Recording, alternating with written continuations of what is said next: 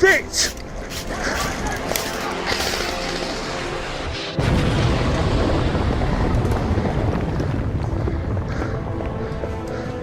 Surrender!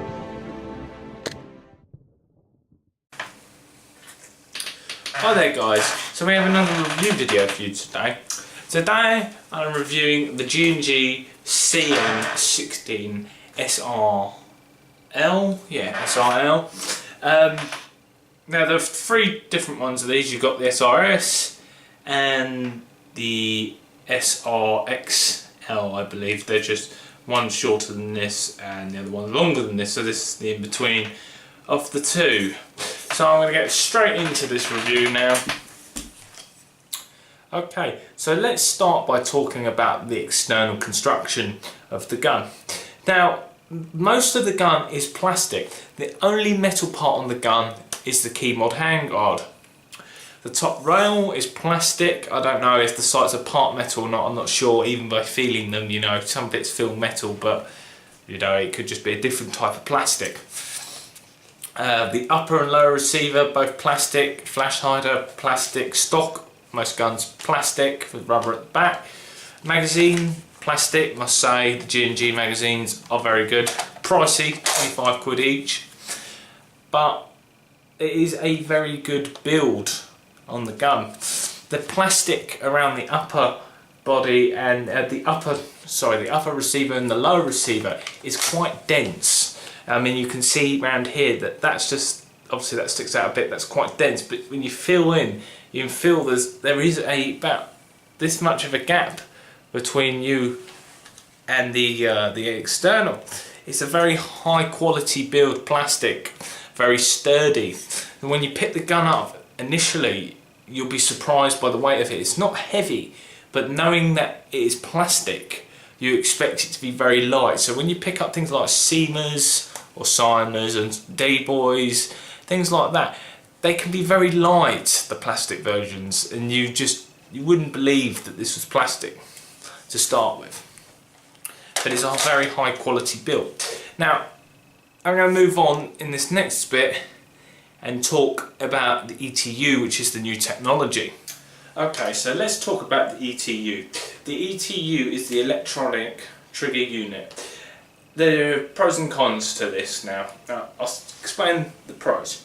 So when you're having fast semi-auto or rapid semi-auto shots, in a lot of guns you'll realise that the trigger locks and you have to switch it to full auto and give it a burst before the trigger is unlocked. Now the ETU prevents this from happening, so this is a massive advantage, so you're not going to suddenly have your trigger unit lock on you. Another thing with the ETU is it's good for battery cycle life, I call it. Basically, when your battery's really low, it will stop firing. So it will prevent you from completely draining the battery, which is bad for the battery. You kill the cells in it. It never holds as much, and it slowly and slowly you get less and less and less in it, although that happens over time anyway. The disadvantage, I would say, and this is mainly to LiPo users, I mean a lot of us use LiPos, I've converted to LiPos, anything below 9.6 volts, it does not recognise it. I had this myself. I used 7.4s in it at one point once. It recognised it once. Since then it has never ever recognised it.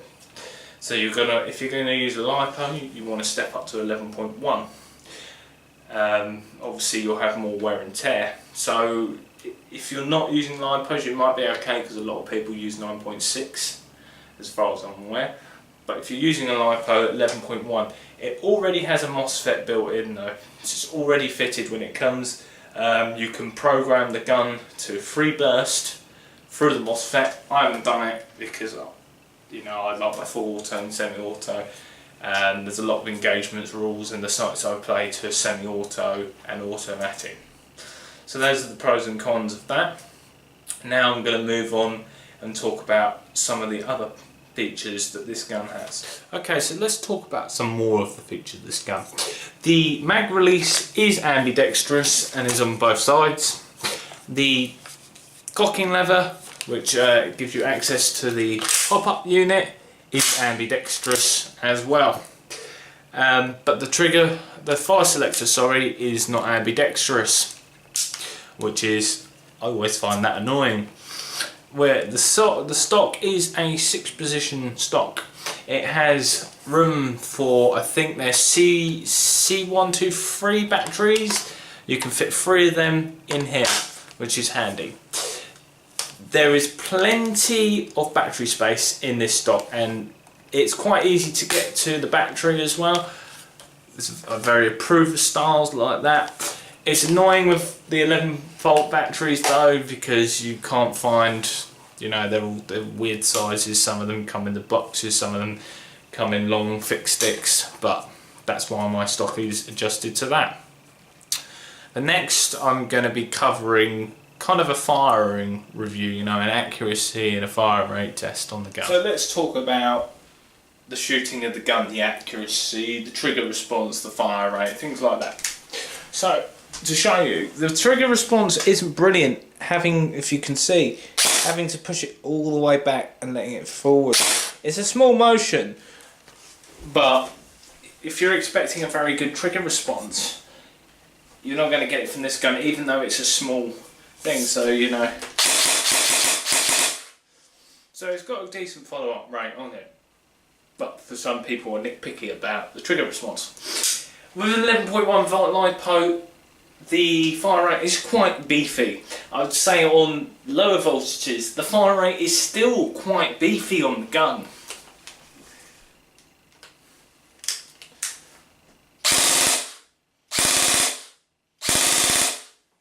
So as you can tell, it's quite a beefy gun with its fire rate. Now up here I'm going to have a video showing the accuracy, you know, a bit of shooting, a bit, you know, try and give you guys an idea. But with the fast fire rate though, the faster fire rates, you notice more of the grouping. Now I say the gun hasn't got the best grouping over range, but it doesn't have a very long barrel. And it is a G&G Combat machine, so they're not going to be built perfectly. But you'll notice in the video, over the longer range kills, it's got quite a good distance on it, but it has got quite a bit of spread. So you do have to lay down quite a few rounds down at range. I mean, it's probably better on semi-automatic than it is automatic, because the amount of rounds that are going down, you're noticing it more than you would with other guns. But other than that, it is a solid gun. I would give it an 8 out of 10. I would definitely recommend it to intermediate players and beginners. Even some professionals I would recommend it to. It is a very good gun.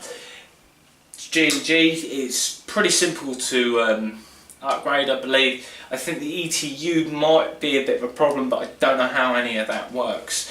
I'm not a gun tech specialist personally, so things like that. But with the only thing to note, when you're using 11.1 LiPo, expect more wear and tear in the gun. So the things like the warranty will be void with things like that. You're producing a lot more pressure onto the gun, but the gun can take it. Just expect it not to last forever before you're going to have to replace the shims or put new gears in it. Things like that, they might need reinforcing just to give it that extra lifeline, but I'll use it until you get any problems with it before you start messing around with the gun. But anyway, that's this gun review, and until the next video, I'll see you then.